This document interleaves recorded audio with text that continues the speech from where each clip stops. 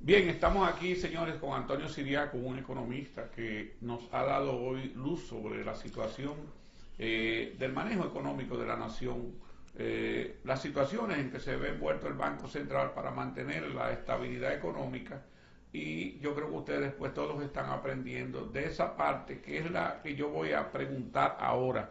Si nosotros tenemos alguna posibilidad, si el gobierno mañana decidiera traspasar esa parte de la deuda o una gran parte de la deuda al Ministerio de Hacienda, tendríamos un respiro. No, yo creo que Los inversionistas en grandes obras pudieran cobrar sus, ¿cómo se llama? La ingeniería cuando lo deben. a sus Sus ubicaciones. ubicaciones. No, tú sabes que, por ejemplo, lo que sí tú puedes estar seguro, Abigail, es que si esa deuda se pasa al Ministerio de Hacienda, como lo han hecho todos los países, Sí. generalmente los ministerios de Hacienda colocan esa deuda porque es una deuda, en muchos casos, que es de corto plazo. Entonces esa deuda, el Ministerio de Hacienda te la coloca a largo plazo, es decir, a bonos, te vende bonos, Sí. y entonces esos bonos incluyen tasas de interés más bajitas y a plazo mucho más largo. ¿Qué significa eso? Que libera al Banco Central de tener que hacer una política monetaria, evidentemente menos costosa, y eso le da mucho mayor Para capacidad el manejo de la tasa para de el interés, manejo ¿verdad? de la tasa de interés. Y la tasa de interés, por ejemplo, en vez de estar a un 15 o a un 20, pudieran estar en promedio a un 10%. Generando mucha inversión. Mucha inversión.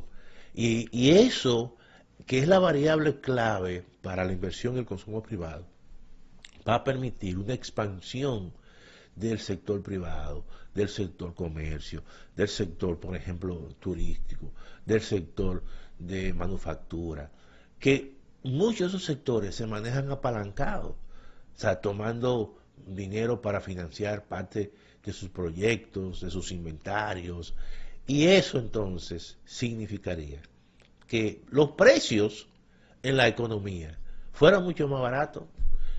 Oye, y el empleo en la economía fuera mucho mayor, pero no solamente el empleo, sino también la La informalidad informalidad creciera. creciera, porque uno de los factores que hace que los sectores se vayan a la informalidad es que esta es una economía muy costosa.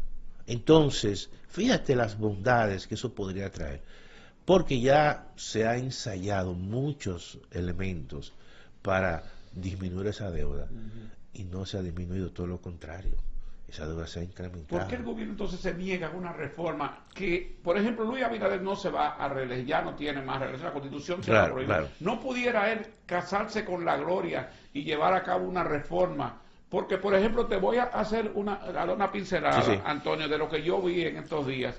Tú sabes que hasta los ayuntamientos, las alcaldías están comprándole combustible a suplidores claro. porque hay tanto combustible subsidiado que lo están Sí, vendiendo en el mercado ya, o sea, camiones. Por ejemplo, a mí hace unos días me dijo una persona, mira, pero si tú quieres hasta la inversión en Baní, en o Pizarret, sea, porque hay claro, muchos sí, camiones sí, claro, sí, de sí, sí, volteo, de de cambio de volteo materiales, para... y tú puedes venderle ahí a gente que tiene 4 y 5 camiones, yo te consigo gasoil a tanto, digo, esa no es mi rama, pero me dijo, pero estos días hablando con un síndico de ASO, miren, no, porque nosotros le compramos a un comerciante de allá el combustible porque nos lo pone más barato que si lo compráramos en la compañía. No, es que es así. Entonces, esas exenciones son las que hay que revisar. Claro, cuando tú, por ejemplo, hay un componente de los combustibles que van dirigidos a incluso a empresas y a empresas que A tienen, grandes empresas, las por grandes empresas, Barrigol, Barrigol, por ejemplo. que tienen plantas eléctricas.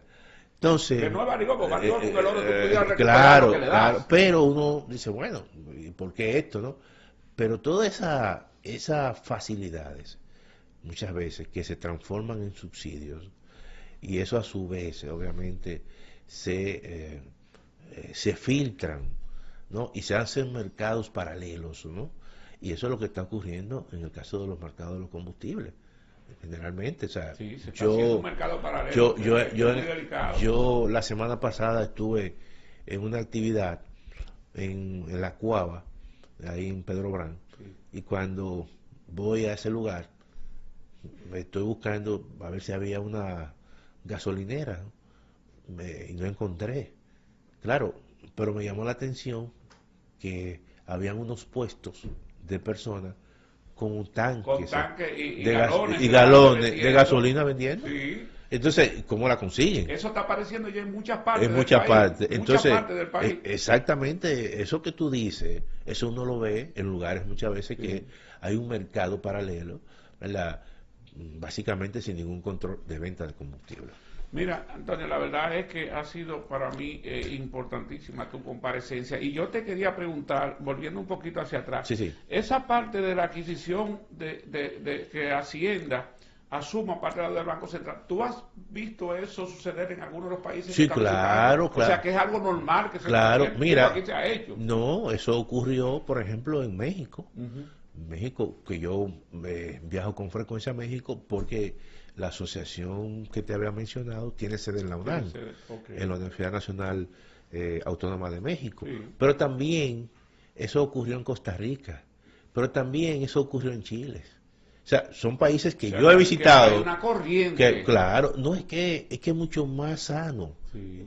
Recientemente, lo que ocurrió en Argentina, generalmente el Banco Central de Argentina, antes de llegar Milei, tenía una especie, así mismo como ocurre en el Banco Central Dominicano, que emitía certificados para pagar deudas que había emitido. Deuda con deuda. Claro. ¿Y qué fue lo que hizo el presidente Milei cambió Milei? eso. Cambió, no. Esa deuda la pasó al Ministerio de Hacienda, en este caso al Ministerio de Economía, que ellos tienen un Ministerio de Economía, o es el Tesoro, y ellos son los que emiten eso. Entonces comenzaron a emitir bonos a largo plazo, es decir, cambiaron una deuda de corto plazo que era inflacionaria, estaba generando inflación, y entonces la transformaron a largo plazo.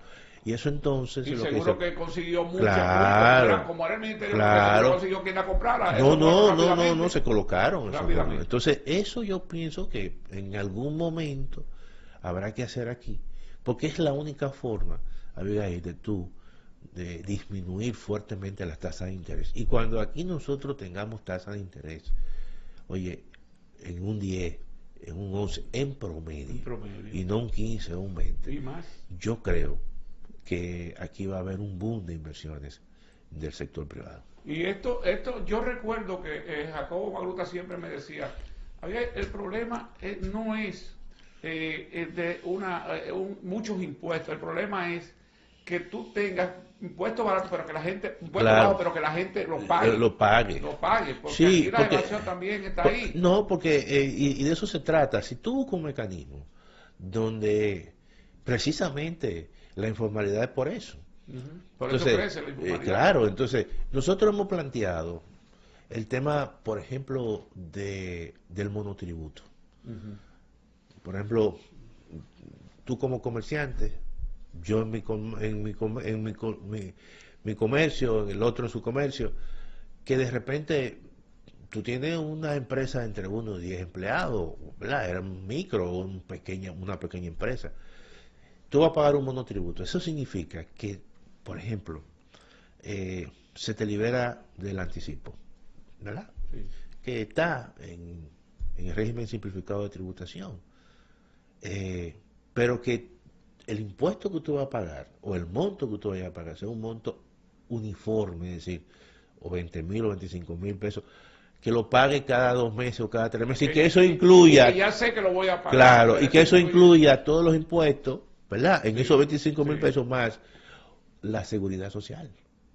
Entonces eso te libera. Incluso ya tú no tienes por qué contratar grandes firmas de contadores para que ya tú sabes el monto fijo. Claro. Entonces ese es el monotributo, y eso se puede hacer dentro de un régimen simplificado de tributación.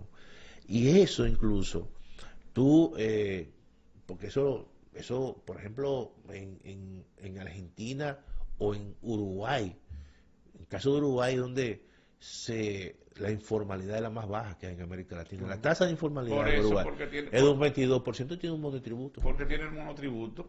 Y la gente prefiere estar limpio, no tener ninguna preocupación. Entonces, ¿qué ocurre? Sentirse orgulloso de que está tributando, claro, pero tiene una tasa fija que le cubre. Entonces, aquellos, por ejemplo, que estén en ese programa, tú le pones un programa de financiamiento. le busca incentivo. Y el que no está ahí, claro, y el que no está ahí, dice, pero ven acá, yo veo que a Abigail le está yendo bien y paga sus impuestos. Entonces eso va a ser un efecto de llamada potencialmente para que el que está informal se formalice. Bueno, Antonio, la verdad es que yo quiero agradecerte nuevamente, sabes el respeto que te tengo. Gracias. Eso te conta y no de ahora. Sí. Porque te eligieron internacionalmente. No, eso es de antes de elegir. Claro, ahora claro. te tengo más porque está llegando tu talento, tu